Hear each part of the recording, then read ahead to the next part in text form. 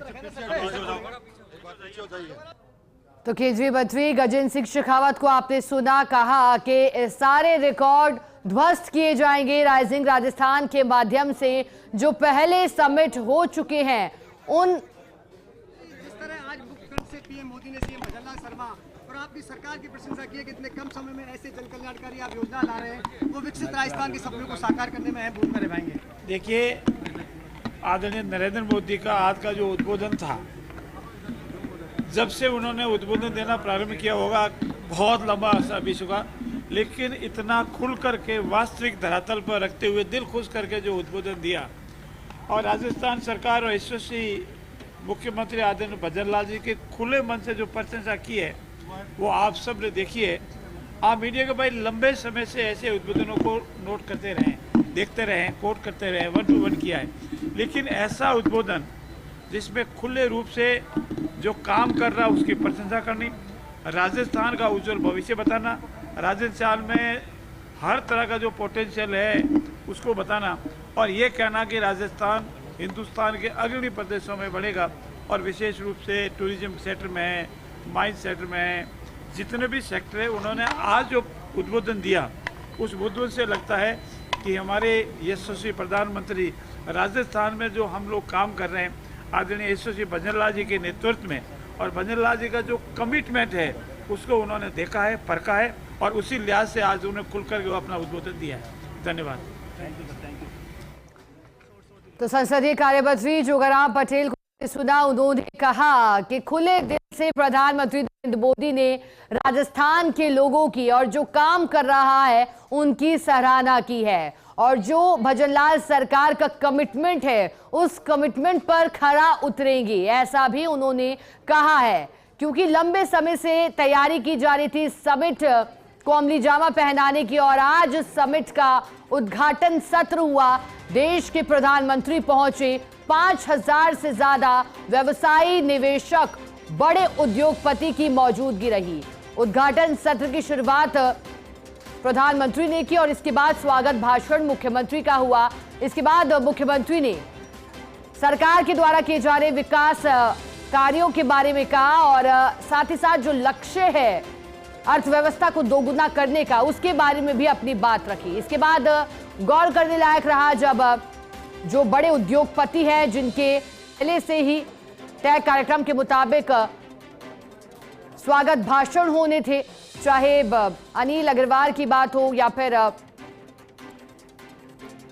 कुमार मंगलम बिरला की बात हो, तमाम बड़े उद्योगपतियों के स्वागत भाषण और इसके पश्चात प्रधानमंत्री नरेंद्र मोदी का उद्बोधन।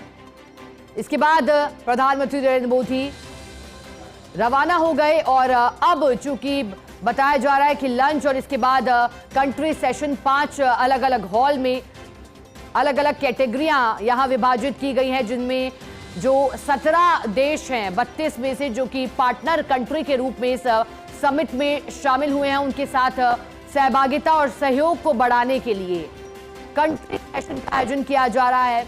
अगर हॉल सी की बात करें तो यहां समावेशी विकास को गति देने के लिए चर्चा, हॉल डी में विनिर्माण पर चर्चा, और ऐसा ही कुछ हॉल ई में और एफ जी में। एफ में बताया गया कि जापान के साथ कंट्री सेशन होने जा रहा है, अलग अलग देशों के साथ कंट्री सेशन, और इसके बाद चर्चा राउंड टेबल चर्चाओं की भी है। तो वहीं 12 थीमेटिक सत्र होंगे जिसमें महत्वपूर्ण विषय पर गौर डाला जाएगा, भविष्य की रूपरेखा तैयार होगी, क्या चुनौतियां हैं महिला उत्थान विकास को लेकर के, जल सुरक्षा को लेकर के, पर्यटन के क्षेत्र में ऊर्जा खनन के द्वार खोलने के लिए। इन तमाम थीमेटिक सत्र में इन विषयों पर विशेषज्ञों के साथ चर्चा की जाएगी और एक रूपरेखा और निवेश के अवसर तैयार करने के लिए विस्तृत रूप से चर्चा होगी। अब बात 35 लाख करोड़ से ज्यादा के एमओयू की है, लेकिन एक चर्चा ये भी कि धरातल पर किस तरह से उतारा जाएगा, क्योंकि चर्चा होती आई है समिट की, और समिट के बाद जिस तरह से कार्य धरातल पर उतरते हैं, कितना तालमेल और संतुलन इनमें रहता है वो भी देखने लायक रहेगा, क्योंकि जो 10 दिन तक 10 संकल्प मुख्यमंत्री के माध्यम से लिए गए उनमें रोजगार के अवसर सृजित करने की बात कही गई।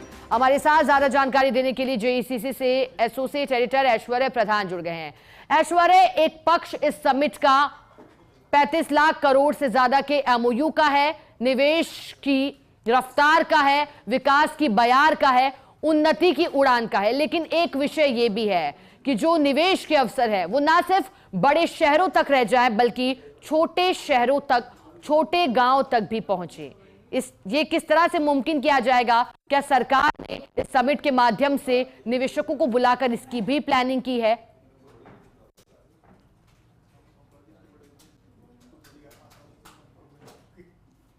राज्य सरकार ने निवेश को लेकर माहौल बनाया है, सभी तरीके की चीजें हैं, लेकिन सरकार के जो अधिकारी हैं वो अब इसे इंप्लीमेंट करने की कोशिशें करेंगे। इंप्लीमेंट करने के लिए आपको सतत इसकी मीटिंग्स रखनी पड़ेगी। इसे इंप्लीमेंट करने के लिए इसकी मीटिंग के अलावा अब तक का जो प्रोग्रेस है उसे जानना पड़ेगा। महीने 2 महीने में एक बड़ी बैठक खुद मुख्यमंत्री को आयोजित करनी पड़ेगी।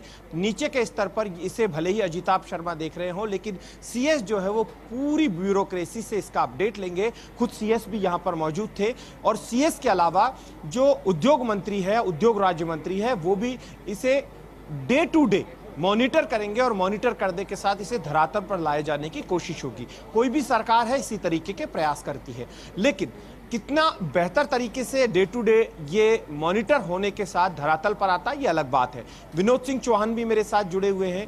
विनोद सिंह चौहान सुबह से हमारे साथ लगातार हर एक अपडेट पहुंचा रहे हैं, उनसे भी बात किए लेते हैं। विनोद जी, लगता है कि ये जो पूरा एक माहौल बनाया गया है ये माहौल धरातल पर आ जाएगा? क्या लगता है वो कितने साल में आ जाएगा? जी बिल्कुल, देखिए पीएम के सामने सीएम ने साफ तौर पर कहा कि अभी हमने शुरुआत करी और अगले 4 साल का एक खाका तैयार किया। स्टेप बाय स्टेप हमें काम करना है।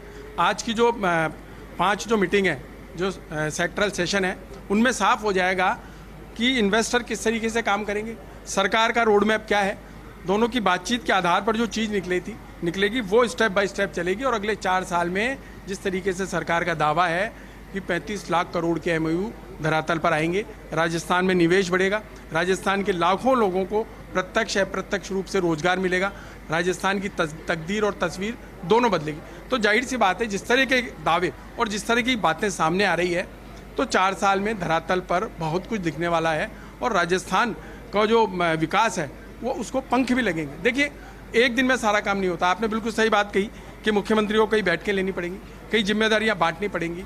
तमाम वो विभाग जिनको लेकर के एमओयू हुए हैं उनको भी अपने स्तर पर अब काम करना होगा। बिल्कुल सही बात है कि एमओयू करना, उसे धरातल पर उतारना बेहद गंभीर और चिंता का विषय इसलिए है कि लगातार सतत प्रयासों के बाद ही परिणाम सामने आते हैं और भजनलाल सरकार यहाँ पर लगातार सतत प्रयास करने होंगे। और प्रयासों के अलावा जो 3 दिन तक ये चलेगा कार्यक्रम, इसमें कल का प्रवासी राजस्थानियों का समिट विनोद बहुत इंपॉर्टेंट हो जाता है। प्रवासी राजस्थानी ही राजस्थान के विकास की धुरी बन सकते हैं, इस बात को हर एक राजस्थान की सरकार ने पहचाना है। लेकिन उनसे कौन कितना काम में ले, यानी उन्हें राजस्थान में निवेश लाने के लिए कौन किस हद तक उन्हें प्रोत्साहित करे और उस प्रोत्साहन के साथ उनमें उत्साह हो, प्रोत्साह के साथ उनमें उत्साह हो और उत्साह के साथ वो आगामी दिनों में धरातल पर उस निवेश को लेकर आए, ये चीज़ बड़ी महत्वपूर्ण चीज़ होती है।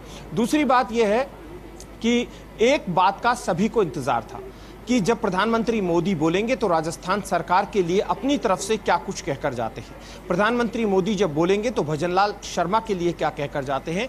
जो उन्होंने शुरुआत की वो भारतीय जनता पार्टी सरकार के साथ की, लेकिन अपनी सरकार के मुख्यमंत्री भजनलाल शर्मा की मुक्त कंठ से सराहना की।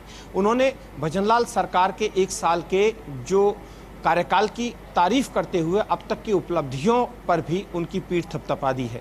तो इससे लगता है कि भजनलाल शर्मा जो हैं वो भी उत्साह में आएंगे और उत्साह में आकर और अच्छे तरीके से काम कर पाएंगे, क्योंकि जब देश के मुखिया ने ही भारतीय जनता पार्टी का कहें या फिर देश का मुखिया, क्योंकि बीजेपी का भी चेहरा नरेंद्र मोदी है, तो जब देश के मुखिया ने ही उनकी तारीफ कर दी है तो आगामी दिनों में वो तारीफ ग्राउंड पर निवेश के रूप में और रोजगार के रूप में कितना आ पाती है, ये देखने वाली बात होगी। कुछ देर में हो सकता है भजन लाल शर्मा मीडिया से भी मुखातिब हो, मीडिया से भी बातचीत करें, लेकिन मीडिया से मुखातिब और बातचीत के अलावा यहाँ पर चेहरों को लेकर भी बात होती है कि कौन कौन से चेहरे यहाँ पर उपस्थित थे।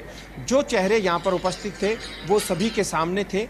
वो चेहरे ऐसे चेहरे थे जिन चेहरों पर सभी की निगाह ठहर रही थी कि आखिरकार ये चेहरे क्या बोलेंगे, और मौका 3 चेहरों को दिया गया। करण अडानी बोले, कुमार मंगलम बिड़ला बोले, आनंद महिंद्रा बोले, 4 चेहरों को मिला और एक अनिल अग्रवाल बोले। 4 बड़े चेहरे अपनी बात कहकर गए और सरकार की तारीफ करते हुए प्रधानमंत्री मोदी के विजन की भी उन्होंने तारीफ की। तो अब देखना यह होगा कि राजस्थान में निवेश की अपार संभावनाएं हैं, और जब राजस्थान में निवेश की अपार संभावनाएं हैं, जिस चीज़ का उन्होंने जिक्र किया, यहाँ पर झील भी है, यहाँ पर महल भी है, यहाँ पर मरुस्थल भी है, यहाँ पर जंगल भी है, सभी चीज़ों का उन्होंने जिक्र भी किया। अब वो धरातल पर कितना बिजनेस आता है, ये देखने वाली बात होगी। बिल्कुल ऐश्वर्या, और आज उगते सूरज के साथ सूरज ढलने तक सिर्फ प्रदेश में निवेश की बात, और ऐसा ही कुछ 3 दिनों तक रहेगा। लेकिन 3 दिनों के बाद देखने लायक रहेगा कि कैसे विकास की गाथा प्रदेश में लिखी जाती है। ऐश्वर्या, बहुत शुक्रिया आपका साथ जुड़ने के लिए। लेकिन सुना देते हैं कि राज्यवर्धन सिंह राठौड़ ने समिट को लेकर क्या कहा है, सुनिए। प्रधानमंत्री मोदी ने राजस्थान की प्रतिभा को समझा है, परखा है, उन्हें विश्वास है राजस्थान की प्रतिभा के अंदर। और प्रधानमंत्री मोदी जी ने जो देश के अंदर जो बड़े बदलाव किए हैं, जिस तरह से प्रगतिशील हमारी नीतियां बन रही हैं, जिस तरह से विश्व के अंदर हमारे देश की, उसमें राजस्थान शामिल है, जिस तरह से हमारी पोजीशन है, उसमें देश और दुनिया, हर व्यवसायी, हर बिजनेसमैन भारत के ऊपर विश्वास रखता है। राजस्थान की इकोनॉमी बढ़ेगी, राजस्थान के हर गांव, हर गठानी तक काम पहुंचेगा, यहाँ के युवा, यहाँ महिला, उन सबको काम मिलेगा। जी, राजस्थान का खनिज और यहाँ का पत्थर विश्व में माना हुआ है। पुरानी इमारतें हों या नई उभरती इमारतें हों, सब जगह राजस्थान का पत्थर दिखता है। राजस्थान का पत्थर भी, राजस्थान के आर्टिस्ट भी, कलाकार भी जो उस पत्थर पे काम करते हैं, उसी के साथ साथ ऐसे मिनरल्स हैं राजस्थान के अंदर जिसको देश और दुनिया के अंदर जो नई टेक्नोलॉजी से प्रोडक्ट्स बन रहे हैं उसमें ज़रूरत पड़ती है। तो हर तरह से राजस्थान का विकास निश्चित है, सरकार उसी दिशा में काम कर रही है। आप लोगों के प्रधानमंत्री जी का आशीर्वाद है, उनके डबल इंजन की ताकत से ये सारे काम हो रहे हैं, उनकी प्रेरणा से ये काम हो रहे हैं, और उन्होंने जो विश्वास जताया है उसके लिए आभार। जनता ने जो हमारी सरकार को आशीर्वाद दिया है, जनता को भी उसके लिए धन्यवाद।